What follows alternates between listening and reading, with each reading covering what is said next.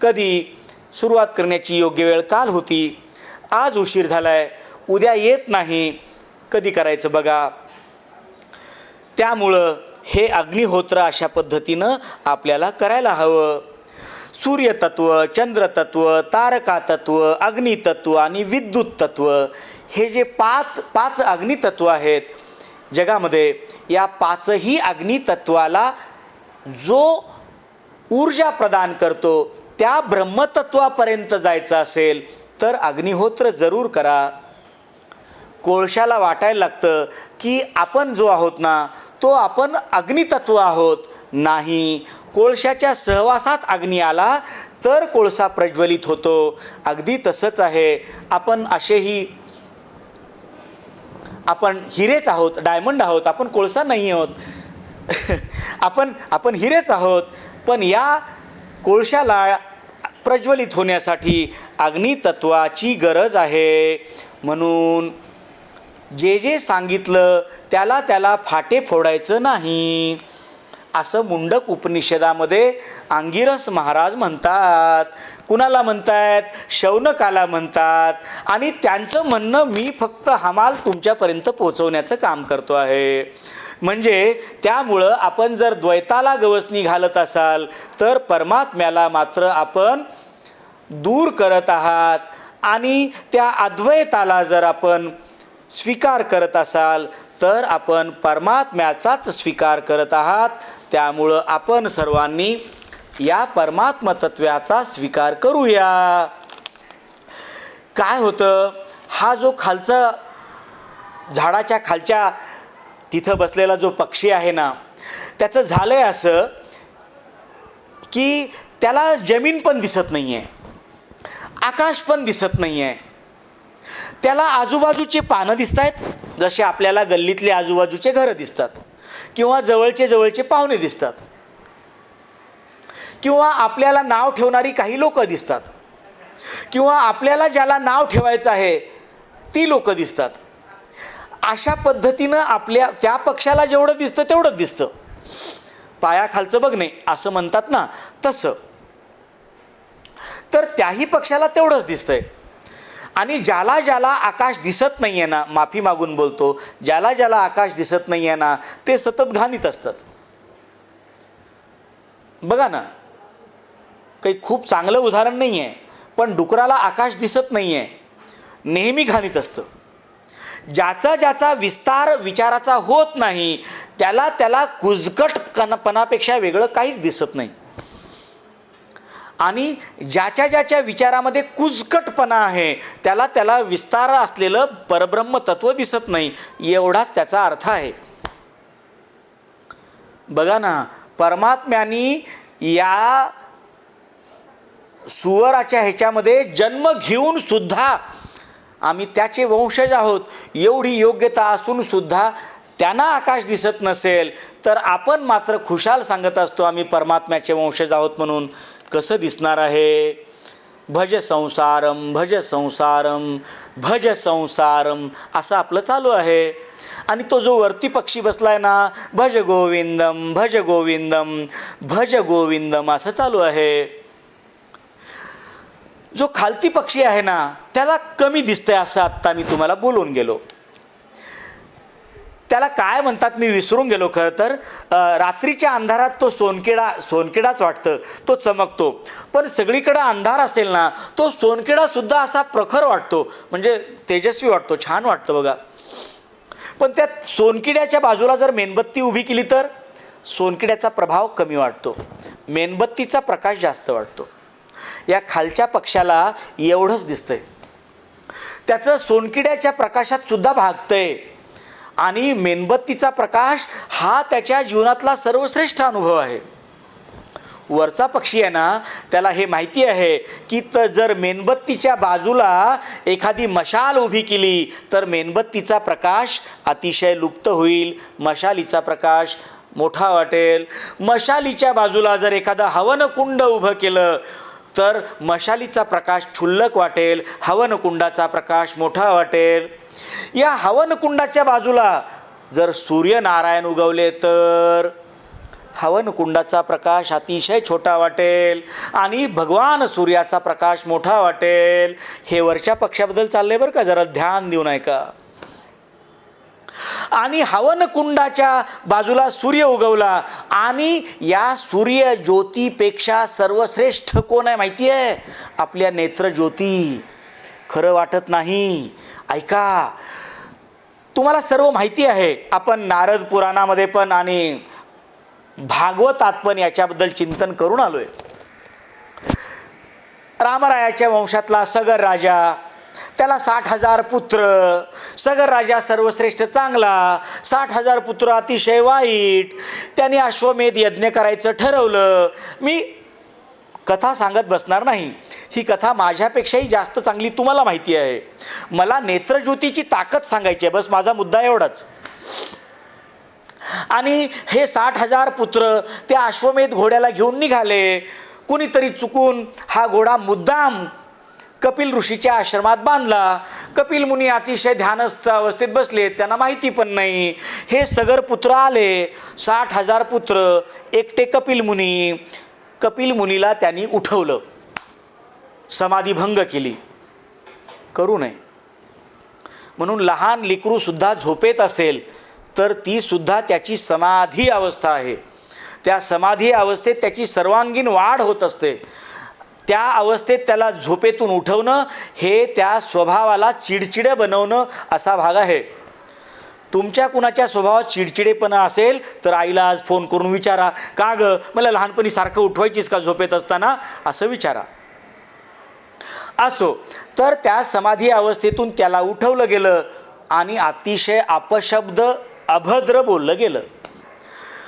कपिल मुनींनी काहीच नाही केलं, फक्त आपली नेत्रज्योती वक्र पद्धतीनं 60,000 या सगरपुत्रावर टाकली. 60,000च्या 60,000 एका क्षणात निमिषार्धात जळून गेले.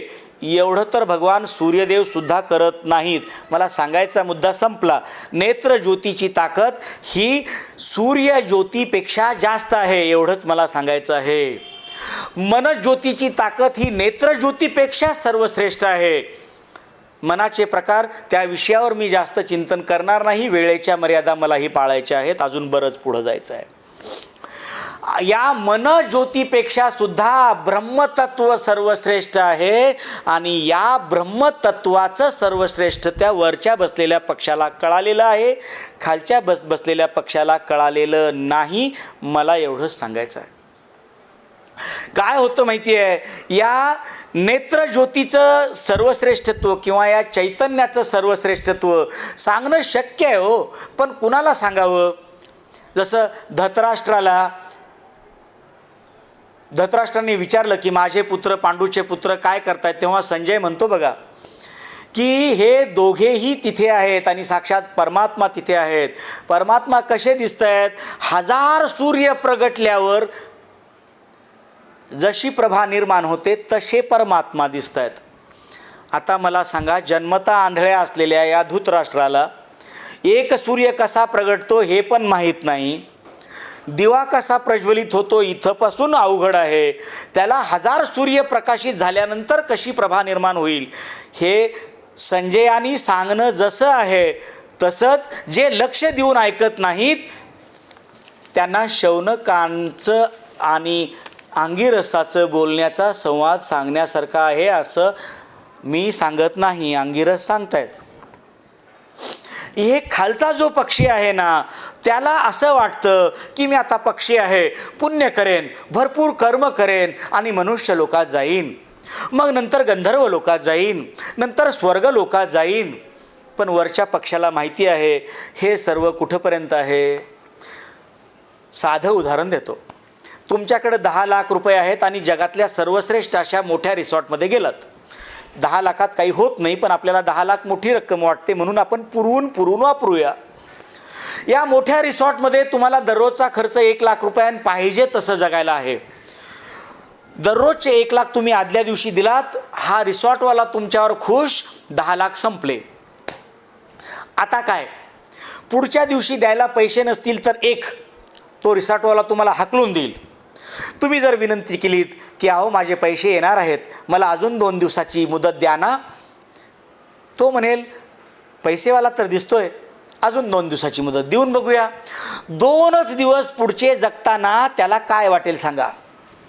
10 दिवस पैसे असताना जगला तेव्हा त्याचा चेहरा वेगळा होता, भोग भोगायचे होते.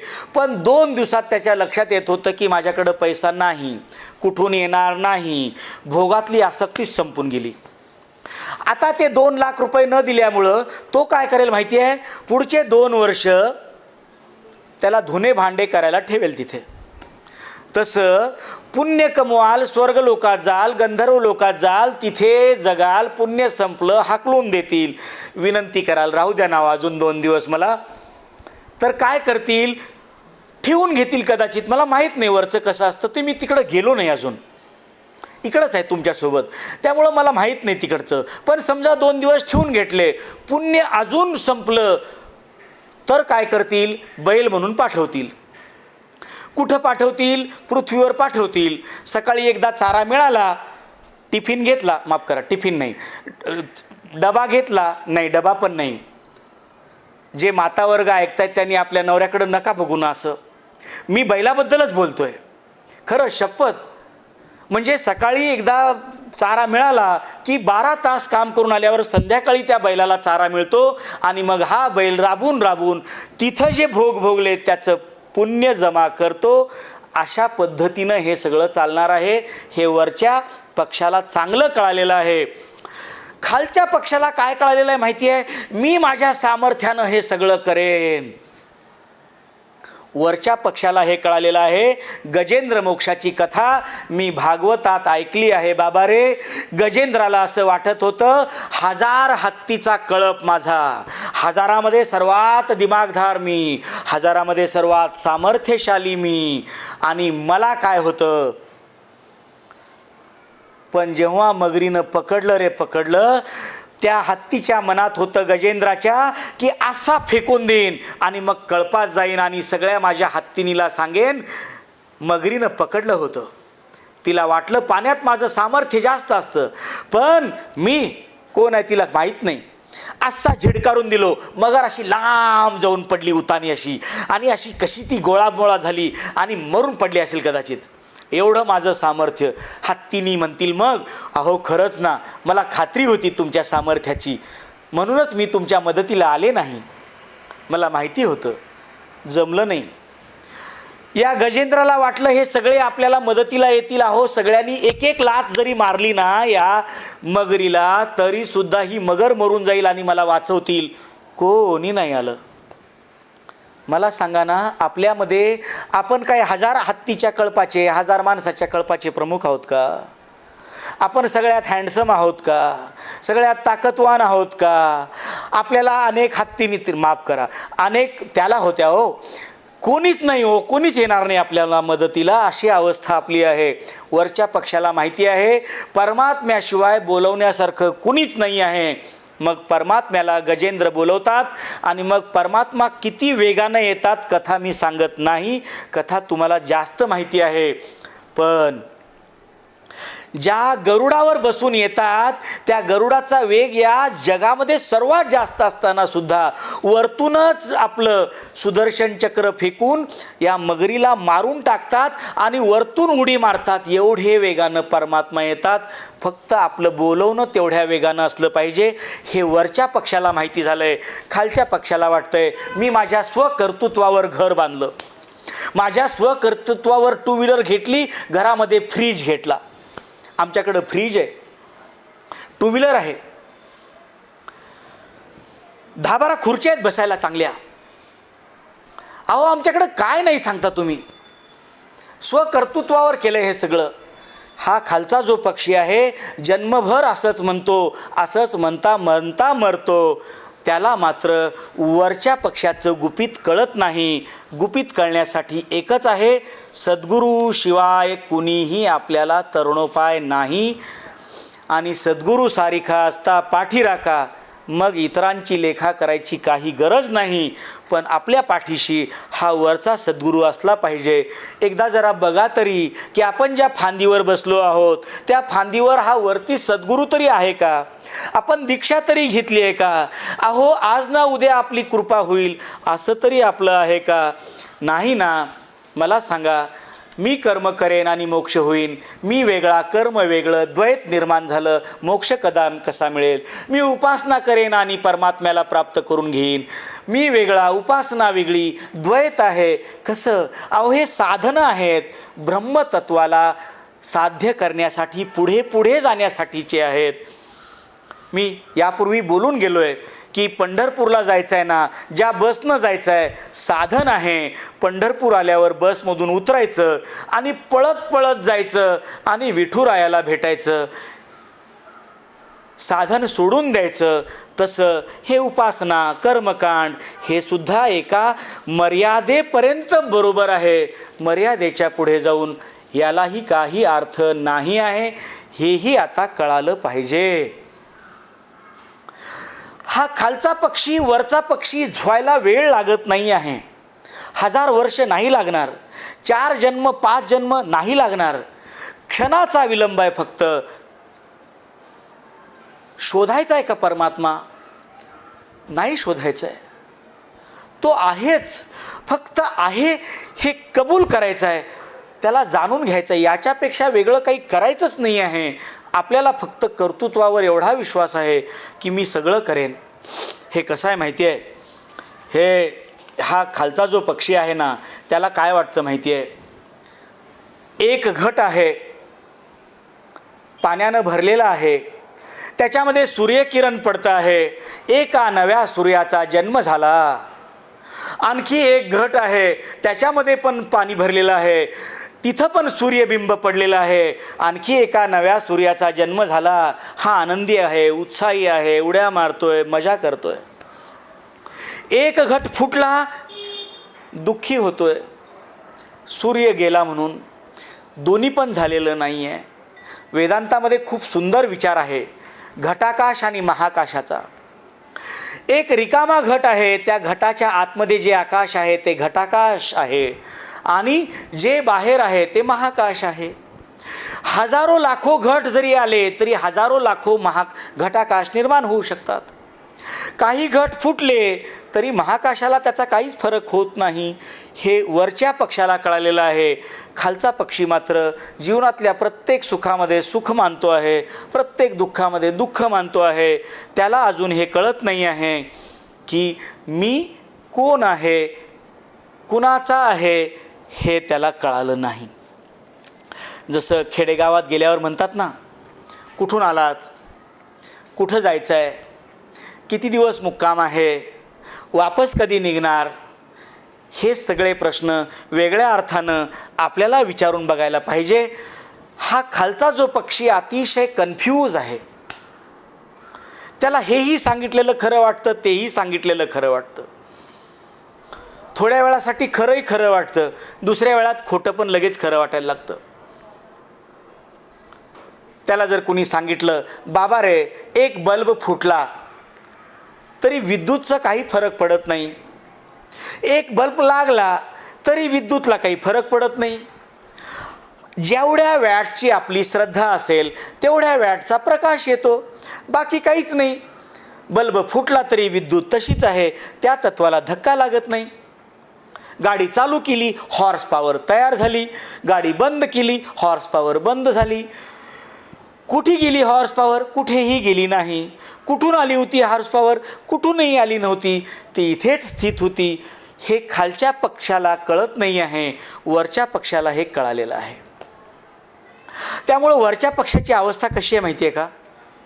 तो स्थिर आहे, तो शांत आहे, तो कसल्याही पद्धतीनं कुणाच्याही गोंधळानं, कुणाच्याही शब्दानं तो अस्थिरच होत नाही आहे. का बरं अस्थिर होत नाही आहे? कारण या ब्रह्मांडातलं सगळ्यात स्थिर असलेलं तत्त्व फक्त त्याला कळालेलं आहे, म्हणून तो अस्थिर होत नाही आहे. आता काय होतं माहिती आहे?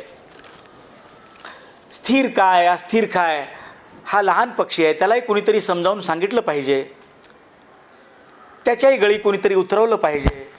नाहीतरी त्याला ब्रह्मतत्वाची कशी काळजी होईल, कसं त्याला ब्रह्मतत्व मिळेल, याचीही काळजी असली पाहिजे. आणि म्हणूनच अंगिरसानी शौनकाला माध्यम बनवून तुमच्या आमच्या सगळ्या गृहस्थी लोकांसाठी या उपनिषदामध्ये सगळी माहिती सांगितली आहे. शौनकाकडं काय नाही आहे जे तुमच्या आमच्याकडं आहे सांगा ना. गृहस्थी आहे, बायको आहे, लेकरं झालेत, मोठे झालेत, लेकी लग्न झालेत, जावई आलेत, लेकरं झालेत, नातवंड आलेत, लेकरांचे लग्न झालेत, त्यांना नातवंड झालेत, सुना आहेत घरात, सगळंच आहे की. गावामध्ये सन्मान आहे, पैसा भरभरून आहे, प्रतिष्ठा उत्तम आहे, पण तरीही अपूर्णता आहे. त्या अपूर्णतेवर काम करायचं आहे. जी तुमच्या माझ्या मनातली अपूर्णता आहे त्याच आपल्या मनावर काम करायचं आहे.